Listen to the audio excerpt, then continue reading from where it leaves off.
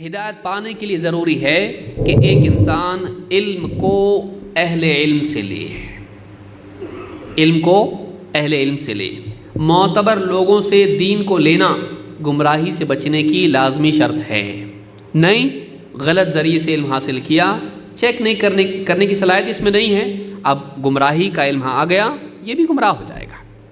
کسی مسئلے کو تلاش کرنے کے لیے گوگل پر تلاش کیا، اس کے دل کے جیسا جواب، وہ مسئلہ پہلا سرچ انجن میں وہ تھوڑی نہ دیکھتا ہے کون سا حق والا کون سا باطل، اس نے لا کے رکھ دیا شیعہ کا ویب سائٹ، اور اس نے اس کو دیکھ لیا اور جواب لے لیا۔ معلوم نہیں شیعہ کا ہے، قادیانی کا ہے، منکر حدیث کا ہے، یہودی کا ہے، نہیں معلوم، معتبر ذریعے سے نہیں لیا، جو مل گیا لے لیا، جو مل گیا لے لیا، تحقیق نہیں کی، اہل حق سے حق کو نہیں لیا، ایسا انسان گمراہ ہو سکتا ہے۔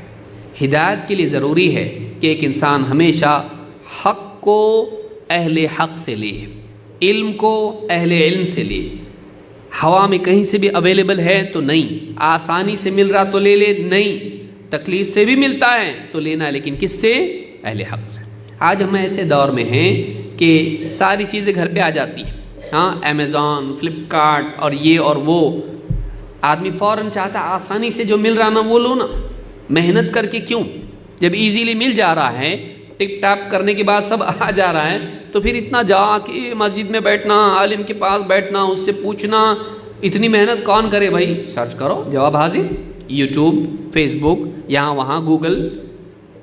لیکن اس میں صحیح آئے گا کہ غلط آئے گا آپ کو کیسے معلوم؟ نہیں بات تو صحیح لگ رہی نا، آپ کو لگ رہی، لیکن وہ صحیح ہے کہ نہیں فیصلہ کون کرے گا؟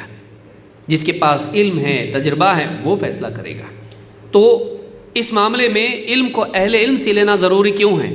اللہ کے نبی صلی اللہ علیہ وسلم فرماتے ہیں ان اللہ لا ينزع العلم بعد ان اعطاکموہ انتزاعا، اللہ تعالیٰ علم کو تم سے دے دینے کے بعد یوں ہی چھین نہیں لے گا، بلکہ وَلَكِنْ يَنْتَزِعُهُ مِنْهُمْ مَا قَبْضِ الْعُلَمَاءِ بِعِلْمِهِمْ، بلکہ اللہ تعالیٰ علم کو تم سے اٹھائے گا اس طور پر کہ ایک ایک کر کے اللہ تعالیٰ علماء کو اٹھائے گا، حتیٰ اذا، آپ فرماتے ہیں فَيَبْقَى نَاسٌ جُهَّالٌ، علماء کے جانے کے بعد پھر جاہل قسم کے لوگ ہی بچے رہیں گے، جاہل قسم کے لوگ رہیں گے۔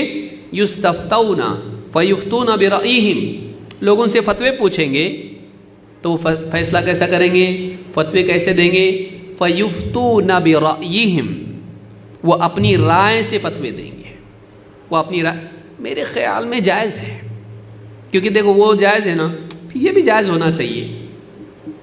تو اب کیا ہے، آدمی اپنی رائے سے جب فتوے دینا شروع کرتا ہے، وہ انسان جس کے پاس علم نہیں ہے، تو کیا ہوتا ہے؟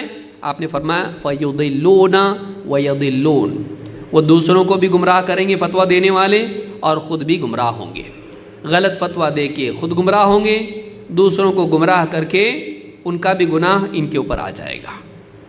یہ کب ہوگا؟ جب علماء نہیں رہیں گے۔ معلوم یہ ہوا کہ علماء کا وجود گمراہی سے حفاظت ہے امت کے لیے، اور علماء سے دور ہو کر نیم حکیم خطرہ جان، نیم ملا خطرہ ایمان، ایسے لوگ جن کو پوری طرح سے گہرا علم نہیں ان کے پاس، یہاں سے وہاں سے کاپی پیسٹ منسٹر، ایسے جو لوگ ہیں کہ یہاں سے کچھ ڈھونڈا وہاں سے کچھ ڈھونڈ لیا، گوگل پہ فلاں ویب سائٹ سے ایک چیز لے لی، فلاں ویب سائٹ سے ایک چیز لے لی، اور وہ جوڑ توڑ کے لوگوں کے بیچ میں رہنما بن کے جو بیٹھتے ہیں، ایسے لوگ جن کو سیکھنے سے زیادہ سکھانے کا شوق ہو۔ انسان کے غلط رستے پہ ہونے کی علامات میں سے ایک علامت یہ ہے کہ اس کے اندر سیکھنے سے زیادہ سکھانے کا شوق ہو۔ اس کو نماز کا شوق ہو لیکن وضو کی اہمیت معلوم نہ ہو، بھئی نماز پڑھنا ہے آپ کو، پڑھیے اچھی بات ہے، لیکن بغیر وضو کے نماز پڑھے تو کیا ہوتا؟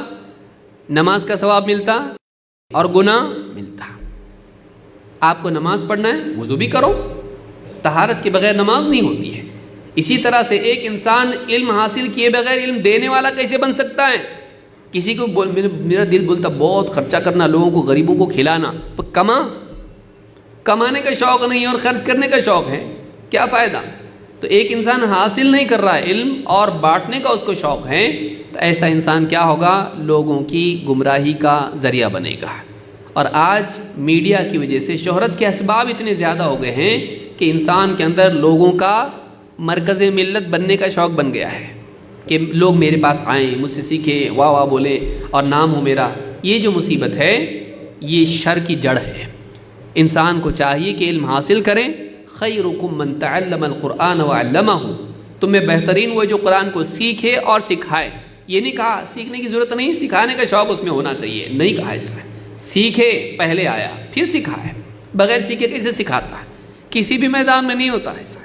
کوئی آدمی آپ سے کہے سوئمنگ سیکھنا ہے، میں سکھاتا نا آپ کو، سمجھ گیا؟ آپ آگے کی بات بتانے کی ضرورت نہیں۔ آپ بولیں گے آپ کو آتا؟ بولے میرے کو نہیں آتا، لیکن باہر سے رہ کے میں بتا سکتا کیسے سیکھنا ہے آپ کو۔ جائیں گے اس کے پیچھے، آپ نہیں جاتے۔ آپ کیوں؟ بولے میں مر جاؤں گا اس کی بات ہے۔ خالی بولے گا ہاتھ مار ہاتھ مار، بچائے گا کیسا مجھ کو؟ اس کو خود کو تیرنے نہیں آتا ہے۔ تو جو انسان علم گہرا نہیں رکھتا ہے وہ ڈوبنے سے بچا سکتا نہیں۔ ایسے انسان کے ہاتھ میں کبھی ہاتھ نہیں دینا۔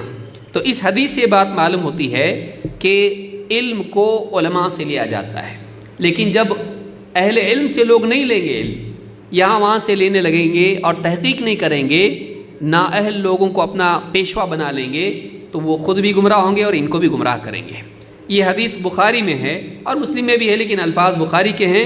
صحیح بخاری کتاب الاعتصام میں یہ ہے، اور حدیث نمبر 7307۔